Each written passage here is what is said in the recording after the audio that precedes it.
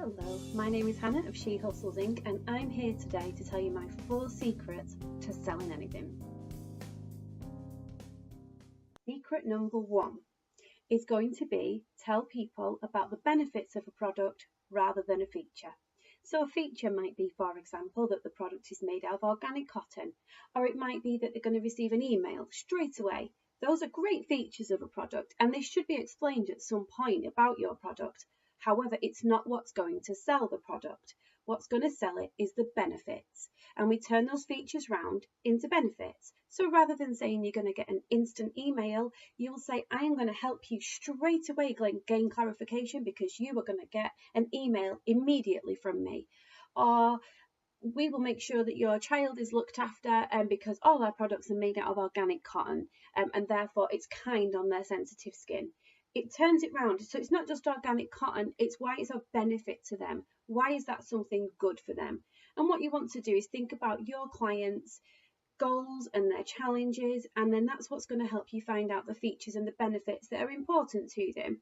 So you might have a client who's short on time. That client then needs to hear why your product is going to save them time. So one thing that might save time is an instant email and easy access via a chat feature on the website. That's going to save them time. So those would be the features. The benefit to them would be explaining that you're going to save them time by providing these services. And that's how telling people about the benefits sells more than just explaining the features. Secret number 2 for selling anything is to convey emotion. So let's say, for example, we're selling a simple cup of coffee.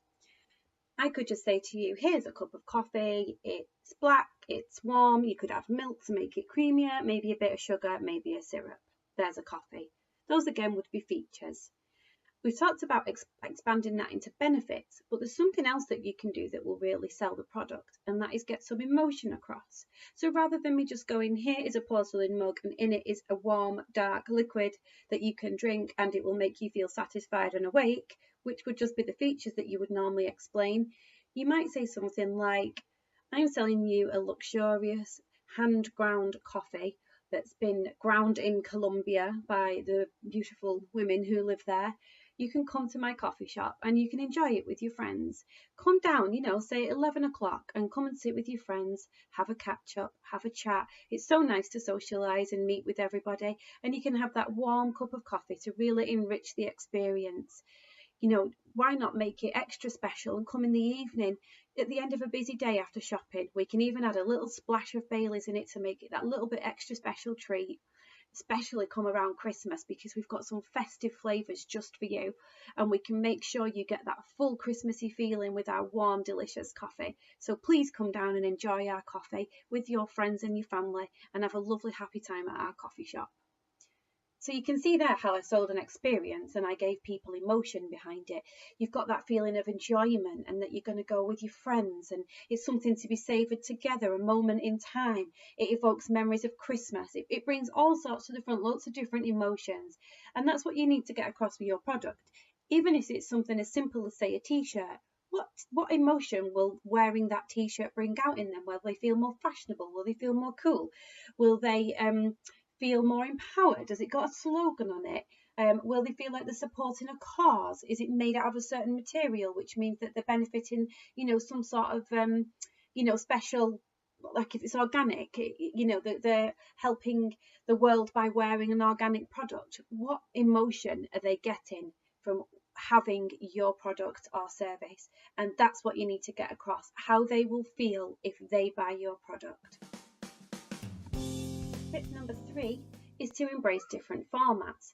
So whenever you bring your product onto your website or onto your social media, what you want to do is you want to display it in different formats. The reason being, different people engage with different formats. So by formats, I mean 3 main things. One is images, one is videos, and one is text. So for example, on Facebook, you could put on any of those 3. So you might some days just want to write about the product. Other days you might want to shoot a video and play a video about the benefits and features of your product and the emotions that it brings out. And then on another day you might just want to do the image, which might be something that you've made, for example, on a site like Canva, which explains benefits and features, or it might just simply be a picture of your product. Each different person is going to respond to those in different ways, so it's worth displaying them all. When it comes to doing it on your website, it's particularly important. So on your sales page, you might want to do all three. If you think about many of the places you shop now, even for products, you will see flat images, you will see text, and you will see a video. You can see that product 360 degrees around and find out more about the product from the video. And how many of you go and watch that video to find out more about that product and how it moves and you know what it actually does? The video is essential. So make sure that you're displaying your product or service in all three formats where possible. Secret number 4, and my favourite, is how to write any text that sells any product or service. So you might want to put this copy, as we call it, in an email. You might want to put it on your Facebook page. You might want to put it on your website. Wherever you put it, if you follow this path, it should help you to increase your sales. So we follow a set formula, and it's one that I have practiced and I've done many times and refined it. What I would say is that after you've written it, you may find that certain bits you like to improve and work on. Just keep going back to it and looking over it and seeing what works, get others' feedback. But what we're going to do now is we're going to go through it stage by stage of how to write copy that sells. So, first of all, you're going to do an attention-grabbing headline. So at the very top of the page, I want you to put a headline that grabs people in, that gives them something to think about, why they need it, give them a reason to click. Once you've got that headline in place, you then might want to move on to a video. So a video is ideal because, as we've talked about in point 3, people like things in different formats. They might not want to read that whole page. So if you can put a video at the top to explain the benefits and features of your product, rather than having to scroll through the text, it can be a good idea because you might just get some buyers from that video. So I would suggest including a video. If you don't like being on video, which is something I don't particularly like, but I don't mind doing it for things like this too much, then you could always make one with just your voiceover, or you could even do like a slideshow if it came to it. If it's a business where people are going to talk to you and need to get to know you, I would advise them letting them see your face because it does help make that connection with the reader. So I do think it's a really good idea to get yourself on camera if you're offering particularly a product or service which involves you and them working with you. So number 3, after your sales video, you then want to have a little subheading. Now, underneath this subheading, we're going to include a story about yourself, and this is going to be what's really going to sell your product. But to get them to read the story, we're going to have a subheading that entices them to read that story, something that sparks curiosity, something that speaks to them. So what you're going to be thinking about here is your client's goals and challenges. So for example, if your client's goal was to have a successful business in 1 year's time, you would want a heading that was something like, you know, the challenges I face getting my full-time business over the last year, you know, something that says what they want to do, but that it's a challenge and what they had to overcome. So what you must do, or how you can help them because of the challenges that you've overcome. So it's just got to spark that little bit of curiosity to get them to read more about the topic. And it really needs to be, you need to be thinking about their goals and challenges so you can really draw them in. It's something they really relate to. So that can be what's a good idea to pull them in with. We're then going to move on to your story. Now, don't worry if this actually takes a few paragraphs. The main thing is that you give a little mini subheading to each paragraph.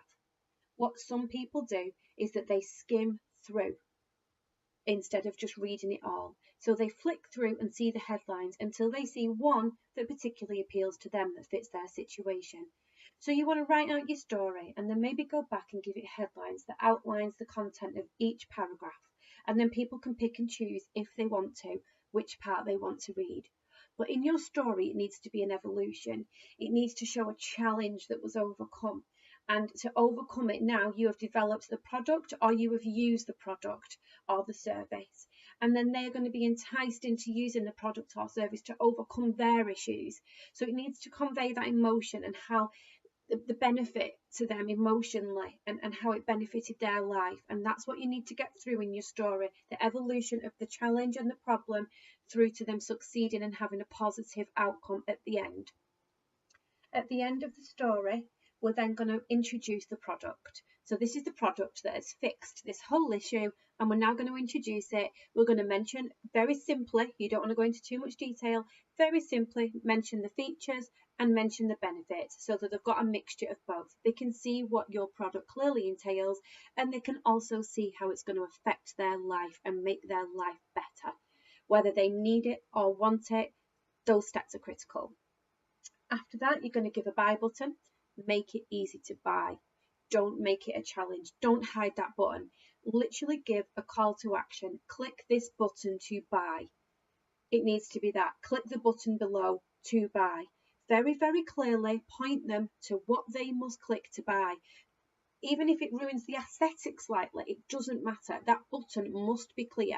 I have been on many, many sales pages where the button is not clear and you're moving the mouse around trying to find the point where it becomes the hand rather than the pointer so that you can click on it. That's not good. People need to be able to buy like that. And if they can't, they're going to lose interest. Make it easy for them to buy with that buy button.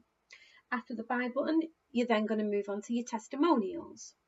So your testimonials ideally are going to talk about how that product has benefited somebody else's life, the joy they got out of it, the benefits they got out of it, how satisfied they were. Ideally, you want that to link through to the real company so that people can see it was a real person. If you can include a picture of their face, fantastic.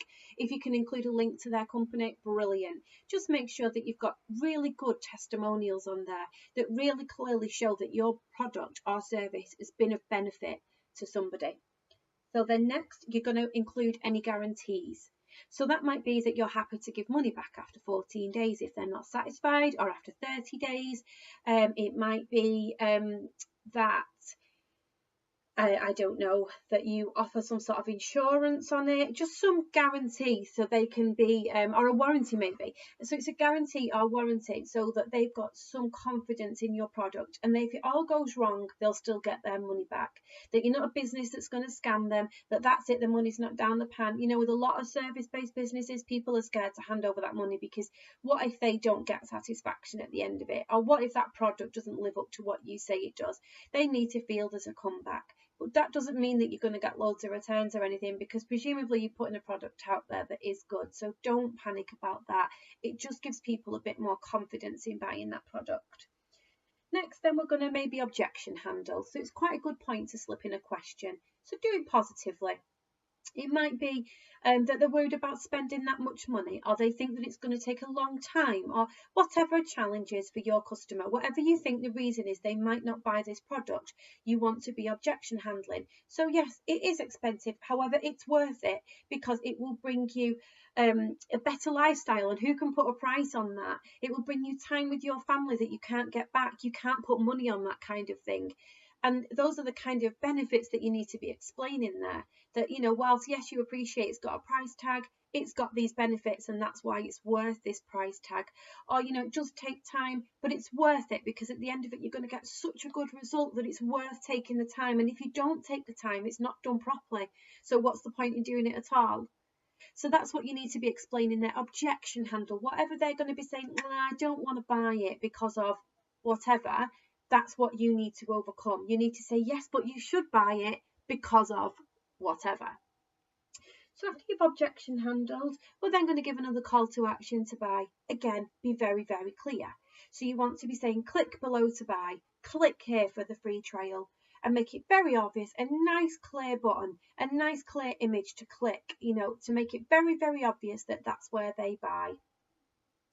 You're then going to objection handle again. It's not a bad time to put another one in.